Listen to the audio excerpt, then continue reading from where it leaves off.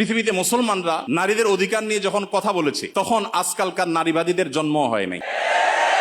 মুহাম্মদ সাল্লাল্লাহু আলাইহি সাল্লাম যখন নারী অধিকার নিয়ে কথা বলেছেন তখন এই নারীবাদীদের 14 গোষ্ঠীর কারোর জন্ম হয় নাই। যেখানে মেয়ে হিসেবে জন্মগ্রহণ করলে জীবন্ত পুঁতে ফেলা হতো, যেখানে মেয়ে হিসেবে জন্মগ্রহণ করা অপরাধ ছিল, সেই সমাজে নারীকে শুধুমাত্র মুক্তই করেননি নবী সাল্লাল্লাহু আলাইহি সাল্লাম, শুধুমাত্র মৃত্যুর হাত থেকে রক্ষাই করেননি, নারীকে আকাশের উচ্চতায় তুলে দিয়ে গেছেন। কোনো বাবা মা যদি দুটি কন্যা সন্তানকে সঠিকভাবে যথাযথভাবে লালন পালন করে তার জন্য জান্নাতের গ্যারান্টি দিয়েছেন। তার বিপরীতে 1 ডজন ছেলে সন্তান পালন করলেও এই সুসংবাদের কথা নবী সাল্লাল্লাহু আলাইহি সাল্লাম বলেন নাই। সেই মুসলমানদেরকে যদি নারীদের অধিকারের সবক শুনাতে আসা হয় তো সেটা দুর্ভাগ্যজনক বিষয় ছাড়া আর কিছুই না। ভাইরা আমার, এখানে আপনারা দেখতে পাচ্ছেন হয়েছে একজন নারী চিকিৎসকের প্রতি জুলুম নির্যাতন, সেটার প্রতিবাদ হবে, কিভাবে তার জুলুম থেকে রক্ষা করা যায় সেটা বলা হবে।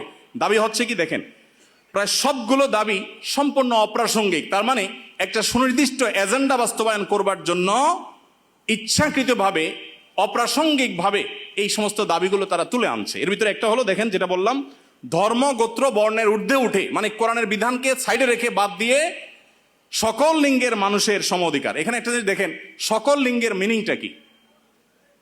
সকল লিঙ্গ মানে কি? নারী পুরুষ? জি না। মূলত সমকামিতার কথা সরাসরি না বলে এই যে সকল লিঙ্গ, তারপরে যে আপনার জেন্ডার ডাইভার্সিটি, জেন্ডার বৈচিত্র্য, লিঙ্গ বৈচিত্র্য, এগুলো সবগুলোর মিনিং হলো যে এখানে তারা সমকামিতাকেও একটা লিঙ্গ হিসাবে, সমকামীদেরকে একটা লিঙ্গ হিসাবে, ট্রান্সজেন্ডারদেরকে একটা লিঙ্গ হিসাবে এখানে প্রবেশ করাচ্ছে, সরাসরি বলছে না। তো যাই হোক, এখানে কোরআন কারীমের আয়াতের বিধান থেকে আমাদেরকে, সারা দেশের মানুষকে সরে আসার জন্য আহ্বান করছেন। এই দেশে ছাত্ররা বৈষম্য বিরোধী, কোটা বিরোধী আন্দোলন করেছে কি কোরআন কারীমকে পরিবর্তন করবার জন্য? কোরআনের বিধানকে উল্টাবার জন্য মুসলমানরা রক্ত দিয়েছে?